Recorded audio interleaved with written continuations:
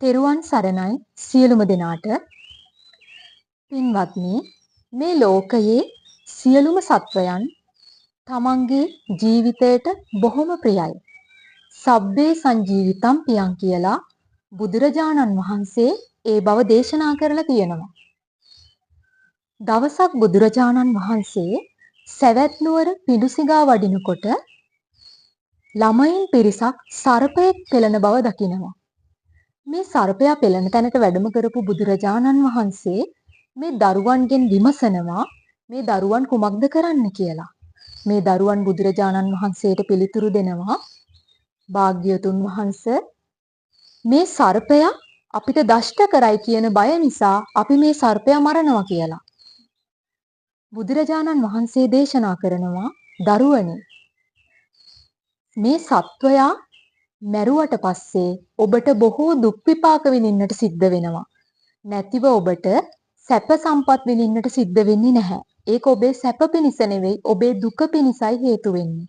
ඒ නිසා Tamanට සැප කැමතිනම් අන් සත්වයන්ට හිරිහැර කිරීමෙන්, කරදර කිරීමෙන් වළකින ලෙසට බුදුරජාණන් වහන්සේ ඒ දරුවන්ට අවවාද කරනවා.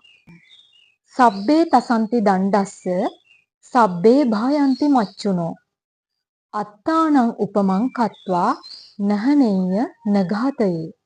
පින්වත්නි, කිසිම කෙනෙක් තමන්ව ඝාතනය කරනවට කැමති නැහැ.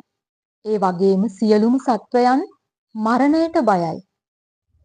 ඒ නිසා පින්වත්නි, අනිත් අයව උපමා කරලා අපි සත්වයන් ඝාතනයෙන් වළකින්න ඕන. ඒ වගේම ඝාතනය කරවීමෙන් වළකින්නට ඕන. දවසක් බුදුරජාණන් වහන්සේ ළඟට උජ්ජය කියන බ්‍රාහ්මණය ඇවිල්ලා බුදුරජාණන් වහන්සේගෙන් ප්‍රශ්නයක් අහනවා. ඔබ වහන්සේ යාගයන් වර්ණනා කරනවද කියලා.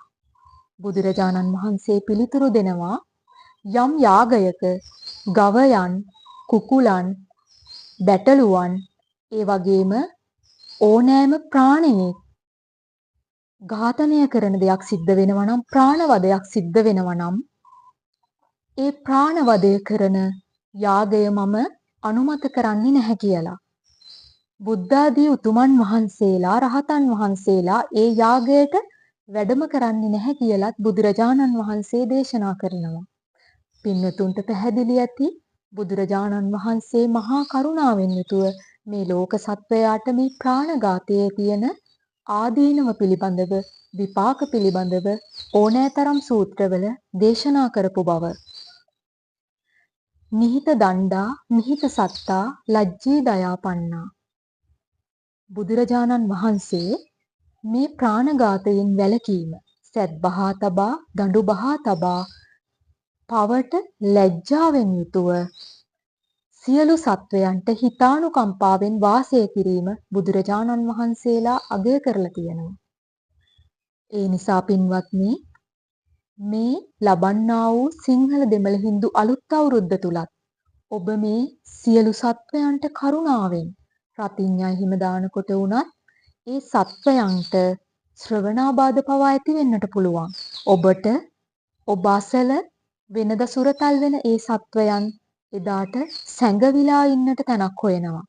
ඒ නිසා පින්වත්නි, කරුණාවෙන් යුතුව ඒ අය ගැනත් සිතන්න. ඒ නිසා අපි මේ ලෝක සත්වයා කෙරෙහි කරුණාවෙන්, අනුකම්පාවෙන්, මෛත්‍රියෙන් සිටින තරමට ඔබට යහපතක්මයි සිද්ධ වෙන්නේ. බුදුරජාණන් වහන්සේ දේශනා කරලා තියෙනවා, ඔබ ප්‍රාණඝාතයෙන් වළකිනවා නම් මේ මුළු ලෝක සත්වයාටම ඔබ අභය දාණය දුන්නා හා සමානයි. ඒ වගේම අවෛරය දන් දුන්නා හා සමානයි. ඔබ අනාගතයේදී නිදුක් නිරෝගී සුවපත් භාවයේ උරුමකාරයෙක් බවටත් පත් වෙන්නට මේ කුසල් හේතු වෙනවා. සියලු දෙනාට තෙරුවන් සරණයි.